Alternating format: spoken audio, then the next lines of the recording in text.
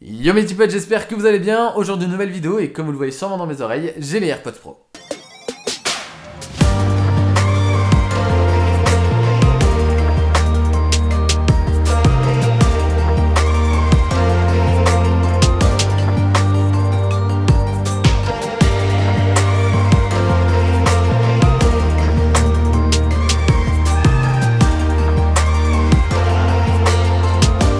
Avant de commencer le test des AirPods Pro, vous le voyez sûrement, mais dans mon setup, il y a plusieurs éléments en plus. C'est tout simplement parce que c'est bon, je peux enfin vous le dire, je me lance dans le streaming sur Twitch. Je vous dis pas ça par hasard, je vous le dis tout simplement parce que l'unboxing des AirPods Pro a été fait en direct pour le lancement de la chaîne. Donc on a pu découvrir le produit ensemble. Quand je dis on, c'est moi et certains abonnés qui sont venus regarder le live. C'était vraiment trop sympa et c'est vraiment une expérience que je referai assez souvent. Donc si vous ne me suivez pas encore sur la chaîne Twitch, comme d'habitude le lien est dans la description, allez-y, comme ça au moins vous serez notifié dès le lancement d'un nouveau live. De toute façon vous en faites pas, une vidéo très complète sur le projet et sur le setup arrive la semaine prochaine. L'unboxing a été fait mercredi et ça fait maintenant presque 3 jours que je les ai dans les oreilles H24, donc je vais vous dire ce que j'en pense. Donc pour ceux qui débarquent et qui ne seraient pas allés sur YouTube depuis 2-3 jours parce qu'il y a que des vidéos de ça, j'ai l'impression, les AirPods Pro sont les nouveaux AirPods d'Apple, donc les nouveaux écouteurs sans fil qui ont la particularité d'embarquer une réduction active de bruit. Ouais, aussi étonnant que ça puisse paraître dans un si petit produit. Vous connaissez sûrement cette techno qui permet d'annuler tous les bruits ambiants, on la retrouve plus particulièrement sur des casques comme le Bose QC35,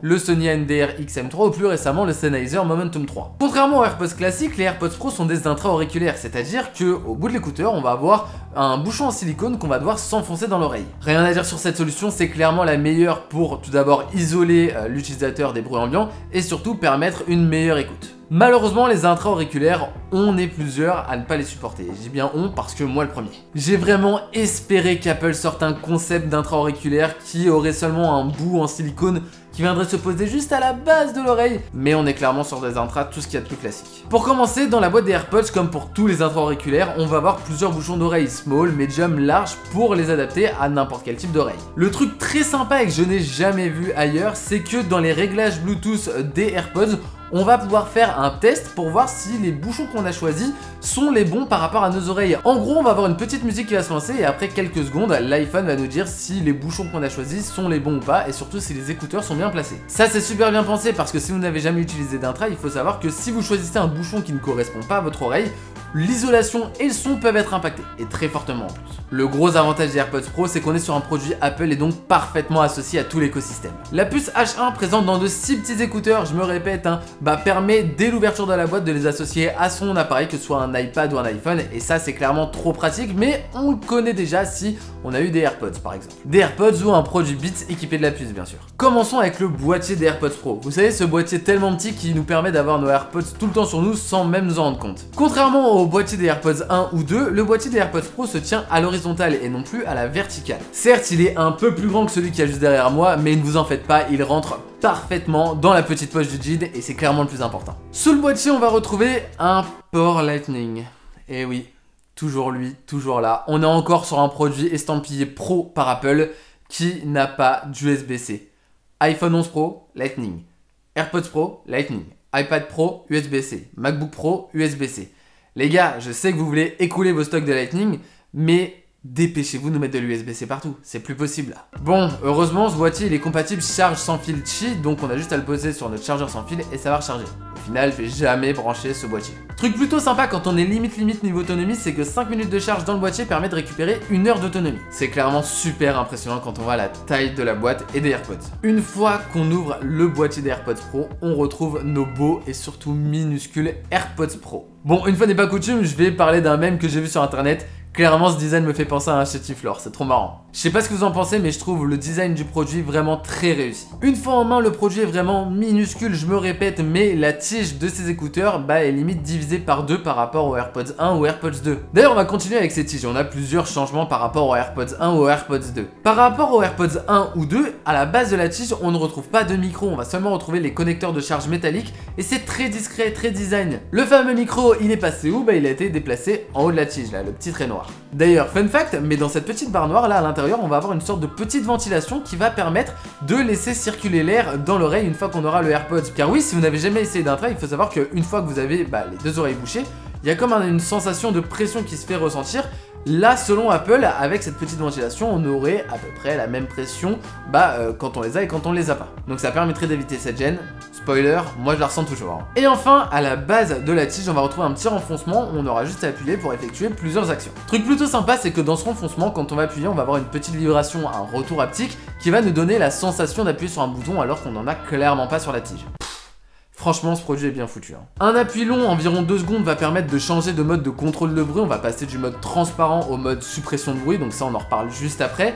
Un double appui va permettre de passer à la musique suivante et un triple appui va permettre de passer à la musique précédente ou retourner au début de sa musique. D'ailleurs, j'ai beaucoup aimé que quand on change de mode de contrôle de bruit, la musique ne coupe pas et qu'on n'ait pas de latence entre les passages de mode à mode. C'est vraiment cool. Passons au rendu sonore des AirPods Pro. Je vous annonce la couleur tout de suite. Si on se base que sur ce critère, les AirPods Pro ne valent absolument pas leur prix. J'ai testé d'autres écouteurs sans fil comme les Jabra Elite 65T qui sont moins chers et qui ont un son bien meilleur.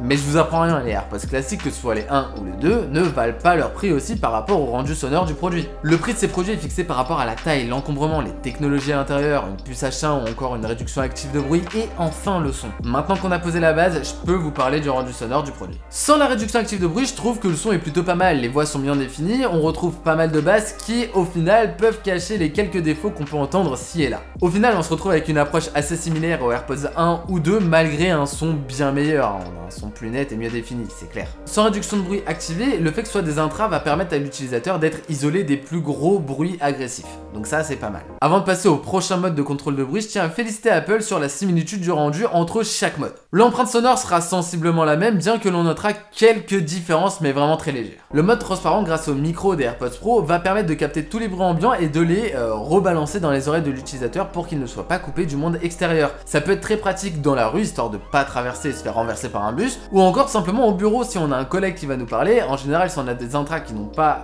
cette amplification de bruit, on peut ne pas l'entendre. Là, clairement, on pourra l'entendre. À condition que le son ne soit pas trop fort, parce que dépassé un certain niveau, je trouve qu'on n'entend plus du tout les bruits extérieurs. Donc faites attention à ça. Quand on active le mode transparent, je trouve le rendu des voix un peu plus aigu, que ce soit en musique ou même en discussion. Vous le remarquerez sûrement. Au final, c'est rien de bien gênant. On passe aux choses sérieuses. La réduction active de bruit. Tout d'abord, en musique, je trouve le rendu un peu plus chaleureux, on retrouve un petit peu plus de basse et je pense que c'est clairement dû au traitement de la réduction active de bruit. Concernant la réduction active de bruit, après un premier essai assez mitigé au final, puisque j'étais chez moi et je trouvais que tous les bruits ambiants n'étaient pas assez réduits, le lendemain, je suis sorti avec les AirPods Pro, je me suis promené et j'ai pris le métro sur plusieurs stations et clairement, mon avis a complètement changé. Le gros des bruits dérangeants est complètement supprimé. Je me suis retrouvé à marcher à côté d'un bouchon plein de voitures qui avaient le moteur allumé forcément et clairement je n'entendais presque rien. Bon, c'est clair qu'on va entendre la voiture qui va démarrer juste à côté de nous, un scooter qui va passer, voilà, ce genre de bruit très agressif et au final imprévu, mais sinon les bruits constants et assez dérangeants au final sont complètement neutralisés et c'est très impressionnant quand on voit la taille du produit. Franchement, sur ce point, j'ai été bluffé par Apple. Calmons-nous, dans le métro, c'est un peu plus compliqué. Les bruits sont bien plus agressifs, bien plus forts et bien plus inconstants, on va dire, différents. Donc c'est très compliqué pour déjà un casque et encore plus pour des écouteurs de supprimer ce type de bruit. Mais on passe quand même un bon trajet avec ces écouteurs, même sans musique. Au final, je trouve que ces AirPods Pro se débrouillent très bien sur la réduction active de bruit. Bien sûr, je parle par rapport à la taille du produit, on ne peut pas le comparer avec un Bose QC35 ou un Sennheiser Momentum 3.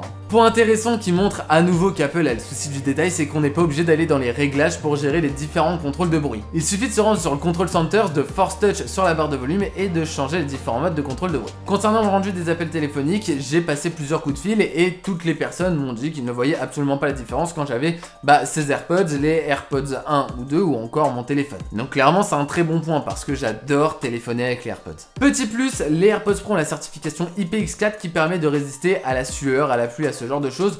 Donc ce sont les écouteurs idéaux pour faire du sport avec. En plus de ça, le fait que ce soit des intras et qu'on ait des bouchons en silicone permet aux AirPods de tenir beaucoup mieux dans les oreilles. Au final, qu'est-ce que je pense de ces AirPods Pro? Valent-ils vraiment 279 €? Apple a fait très fort en divisant presque par 2 la taille de son produit et a fait une entrée très remarquée dans la réduction active de bruit, en tout cas au niveau des écouteurs. On le sait, Apple vise une clientèle assez particulière. Clairement, des écouteurs à 279 €, faut pouvoir les payer. Surtout au vu du rendu sonore du produit. Mais au final, un client qui va acheter des des AirPods, ils les achètent pas pour le son seulement, ils les achètent pour la taille du produit, la parfaite intégration à l'écosystème, que ce soit la Watch, l'iPad ou encore l'iPhone. Bref, c'est un tout qui fait que le produit vaut ce prix-là. Je me répète, mais les AirPods Pro et tous les produits Apple en général, traitez-moi de fanboy si vous voulez, on les paye pas pour leur utilisation première, mais c'est pour tout le package qui va avec, la parfaite intégration avec l'écosystème, la qualité des produits, le design, la marque forcément. A vous de voir si vous vous sentez capable de mettre 279 dans des écouteurs sans fil. Pardon, des AirPods Pro. Personnellement, je ne pense pas garder les AirPods Pro, c'est pas une question de prix, forcément, je suis passionné de tech, donc ces achats, on est plus ou moins obligé de les faire. En plus, je les teste pour vous en parler et pour vous dire si ce produit peut vous convenir ou non.